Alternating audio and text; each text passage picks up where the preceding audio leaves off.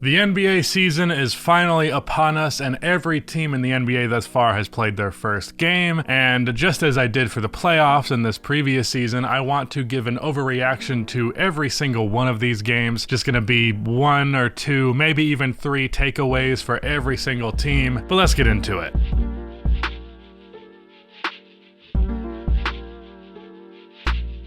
Before we get to today's video, I want to talk about our sponsor, Factor. If you're like me, aka a 20-something who just never actually learned how to take care of yourself, then chances are you probably have a pretty erratic and inconsistent diet. For me personally, food kind of comes into my life as like a storm, and I just have no control over it, which makes eating consistently and eating healthy rather difficult. I've been trying to up my adult game a little bit, and luckily today's sponsor, Factor, has been a huge help in that. Factor makes your nutrition goals easy by delivering fresh, never frozen meals right to your door. I know the health benefits are what might stand out to you initially, but eating on a consistent schedule is also a huge help for your body as well. And if you have a hectic schedule, being able to prepare something quickly like you can with Factor really helps. Only 2 minutes in the microwave and your meal is ready to go. Another thing that's great with Factor is it's extremely customizable. You can specify options to your dietary restrictions.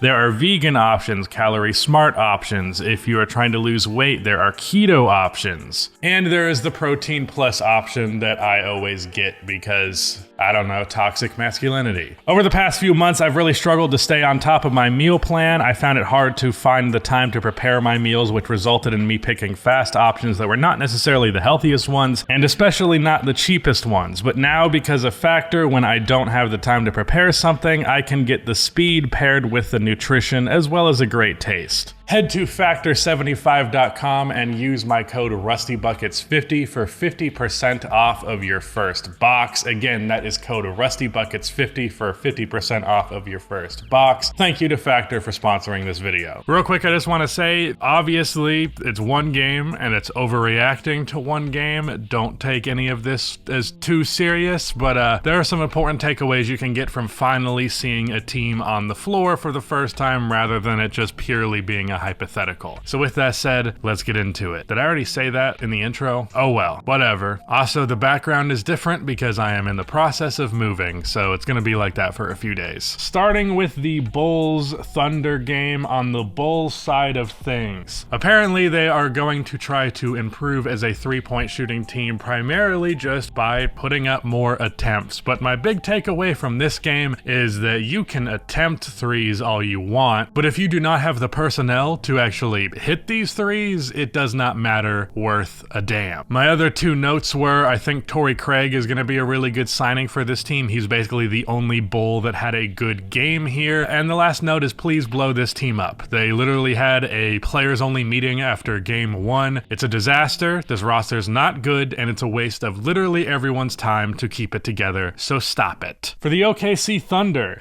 they had a very good first game, and one of my biggest takeaways is that Cason Wallace, their rookie from this previous draft, might end up being the fifth guy for this team. After Giddey, Jalen Williams, Chet, and obviously SGA, it's a little bit up in the air where everybody else's position on this roster really is, but Cason looked great, played really good defense, and hit all of his three-pointers, and if he's gonna do that, then he makes for the perfect fifth man. Moving on to the Lakers-Nuggets game. On the Lakers end of things, my first takeaway is I just think that the inconsistency that Anthony Davis has displayed pretty much after their 2020 title run, I think we just have to accept that that's the norm with him. It's just happened too many times now. He had 17 points in the first half, 0 in the second. I just think that's the way that he is. And at this point, I can't expect any different. I also think that Rui needs to get more minutes and more opportunity. There's just absolutely no excuse for Cam Reddish to be getting more minutes than Rui, especially when considering the difference in money these guys are making. And the last thing is the Lakers are pretty bad at capitalizing on momentum. That's really the big thing that I notice with them, is often when the game swings in their favor, they're the ones that end up breaking the momentum rather than the Nuggets in this case. And if you can't take advantage of things when they're on your side, it's not going to go well. For the Nuggets, I really didn't have any takeaway because this just looks like the same team that just won a championship, because it is. Really the only thing I would say is like if Christian Brown develops a three-pointer, then that honestly just fully makes this team the favorite. Just need a little bit more confidence in their depth, but after that, it's either them or the Bucks for me personally, and then of course the Celtics are right there. The Rockets Magic game was extremely boring to watch because the Rockets just got absolutely dumpstered. I have two takeaways with the Rockets.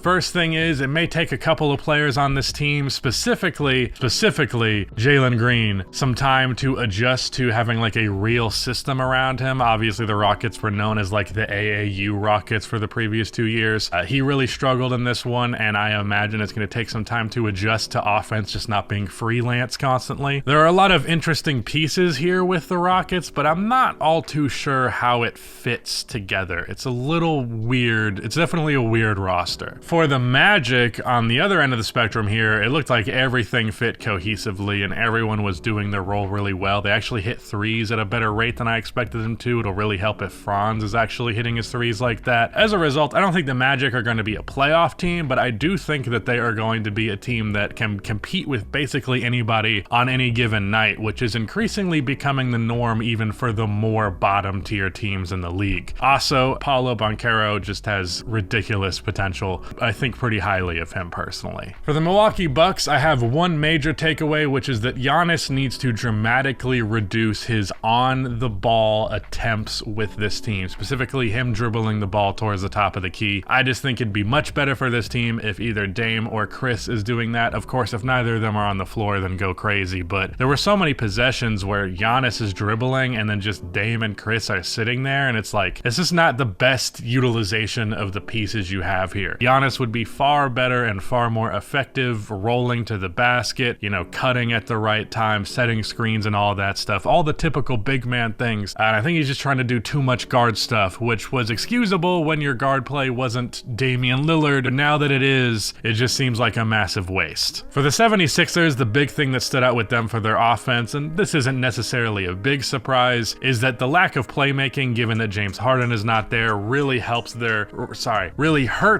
offense, and it's probably going to hold them back from being good when otherwise the pieces there are pretty solid. We got some really good contributions from Maxey, Tobias Harris, and even Kelly Oubre, but you're going to need people to actually be able to be connectors on offense, and right now it's just a lot of guys that can play finish but not play make. For the Suns-Warriors game, my take about the Suns is one that I've said a few times now, but my gut tells me that Devin Booker is the best player on this team. I know that it makes sense to believe that Kevin Durant is better, and that's the majority opinion, but it just seems like whenever, you know, Phoenix really needs somebody to take control of the game, it's always Devin Booker. Now that can partially be because he's the younger player and this is the regular season, but this is just one dramatic takeaway from everything, so, you know, sue me. Also, as much of an injury risk and as much as I've made fun of him for this as Nurkic is, if he's actually healthy and if he's actually playing, he does fit this roster very, very well and could actually make the trade moving DeAndre in look a little bit better in my eyes than it originally did. For the Warriors, Dario Saric missed a handful of shots in this game, I think 8, but he got shots within the flow of the offense that I liked and he didn't force things all too much, and I really think his specific skill set in the Warriors system could actually work pretty damn well and make him a very valuable role player for them. He wasn't really a factor I considered all much with this roster going into the season, but he might actually end up being pretty important. Also, other takeaway that I had was that Kevon Looney being here, if it was Draymond Green instead, I think this team would have been killed inside. So the idea of starting Draymond at the 5 and Chris Paul in that starting lineup, I just do not know about that, man. I think Chris needs to come off of the bench, especially given that he kind of struggled in this game, at least in terms of his efficiency shooting the ball. The Celtics-Knicks game, I think that Kristaps Porzingis is a far deadlier force on offense used off ball and as a pick and pop option and a screen and option and all of that, cutting back door, rather than him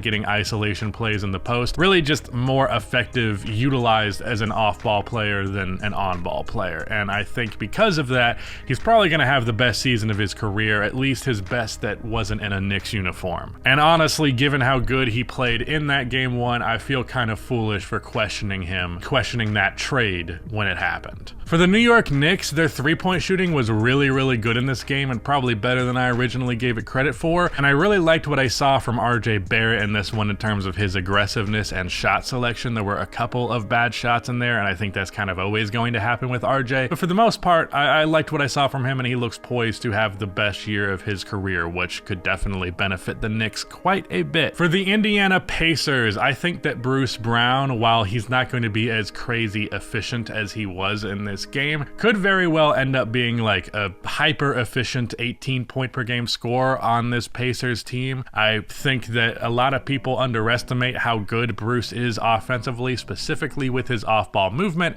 and with Tyrese Halliburton and Andrew Nembhard out there setting him up, I think he's just going to get a lot of easy buckets fairly regularly. For the Wizards, the really only big takeaway I had for them, this is a team that like I don't really feel like matters much what takes you really have because they're just going to be bad one way or the other, but I do think it's going to take Jordan Poole some time to adjust to being primarily the focus of the defense. It's kind of split between him and Kyle Kuzma. He's definitely not used to it, and you definitely got that vibe from this game. Going off when Stephen Curry and Klay Thompson are also on the floor and no help defense can be brought over is a little bit different than going off with like, I don't know, Daniel Gafford. Not a shot on Daniel Gafford, but you get my point. For this Hawks versus Hornets game, honestly, I just mostly felt vindicated for both of their forwards being as good in this game as I expect them to be. For the Atlanta Hawks, I predicted that Jalen Johnson would end up having a breakout year, and he had 21-7 on really good efficiency in this game. So hopefully that's a sign that this take is indeed true. Also for the Charlotte Hornets, PJ Washington had 25 points, and honestly, my only take there is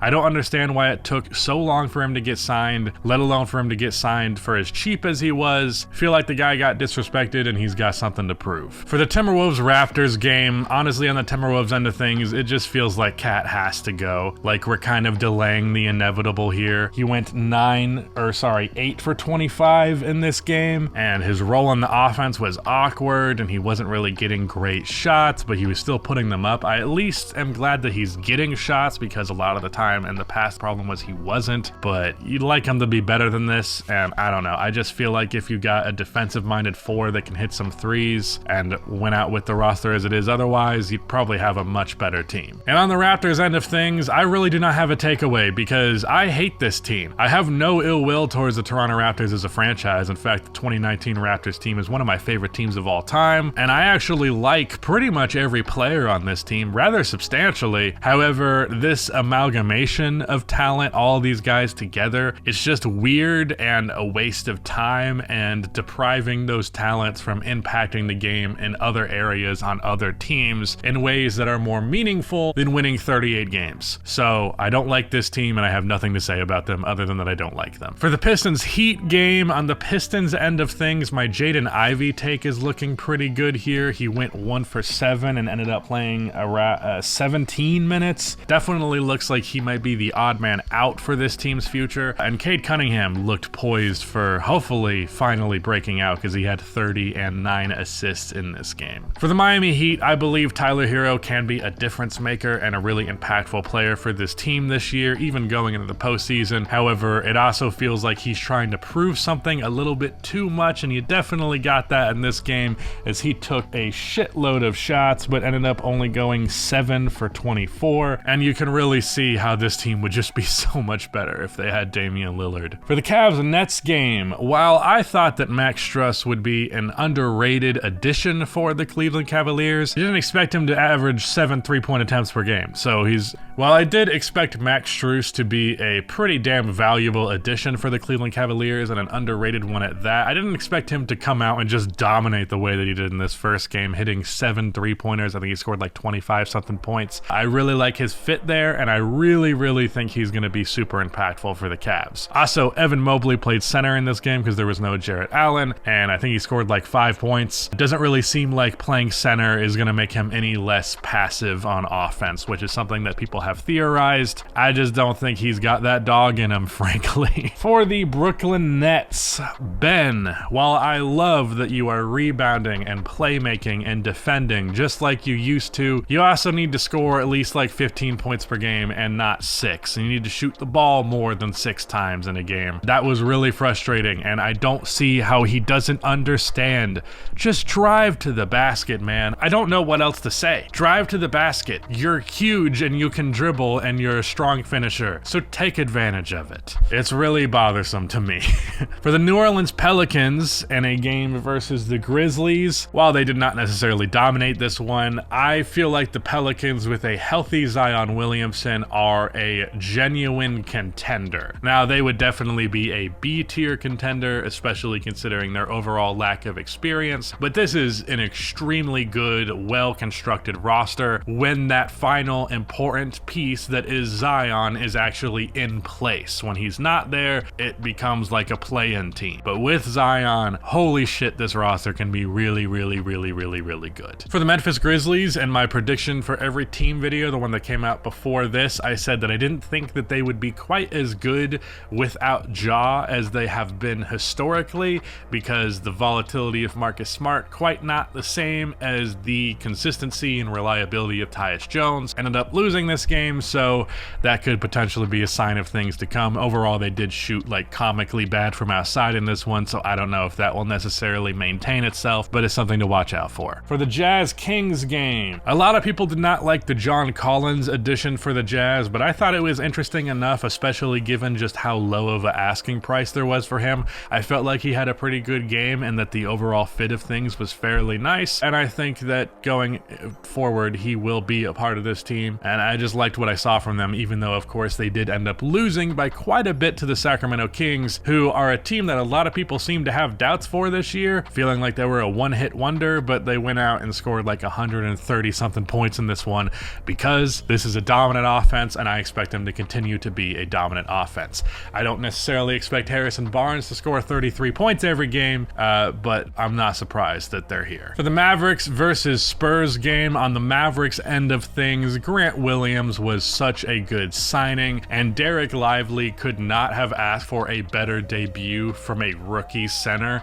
I don't know that we can expect that kind of great play out of him regularly, but if this is a sign, I do feel like this is a sign that he can be at least a pretty good, a serviceable, defensive-minded center, which is exactly what Dallas needs. I feel pretty high on this roster. I know a lot of people have their doubts about them, but I'm feeling good about this team, and I think they can be a much better defense than a lot of people have anticipated. For the Spurs, Jeremy Sohan playing point guard is dumb and it's not going to work. I'm sorry, but it's just not. He has very good passing chops, I will give you that, but he just does not have the ball handling ability nor the scoring gravity to really effectively play that position. And also just for the Spurs at large, I feel like the playmaking here is just not that good, probably a bottom 5 playmaking team in the league, and that's really going to hurt the offensive potential that Victor Wembanyama has, because as much as he can do off of the dribble, he still ultimately needs to be set up for a lot of his offense, given that he is a big man, and if people aren't going to find him, which they really didn't seem to do in this game, it's going to hold back his potential numbers for sure. And last but not least, the Clippers-Blazers game. For the Clippers, seeing this team healthy, seeing Kawhi and Paul George and Russell Westbrook especially, because I really like how he fits on this team, seeing them all play together, it just makes me so upset that it's odd, it's unlikely, almost impossible that this team will play together healthy in the postseason. Because if they did that, I think this team is maybe the best Clippers roster that we've had in the Kawhi and Paul George era, but it's one that's probably still not going to be capitalized on because Kawhi can just never be healthy. And for the Portland Trail Blazers, this was actually basically them and the Raptors are like the only team that I had no takeaway for, because this is just a very ugly game for the Blazers. Basically everyone underperformed to their capability, so I really just don't know what to make of it. They're gonna be better, so like they won't be this bad. They're not gonna be a good team, but like, God, that was a terrible game for them. Hopefully things will improve. But yeah, that is it. Shout out to Rudy for editing this video. Shout out to Factor for sponsoring this video, and goodbye.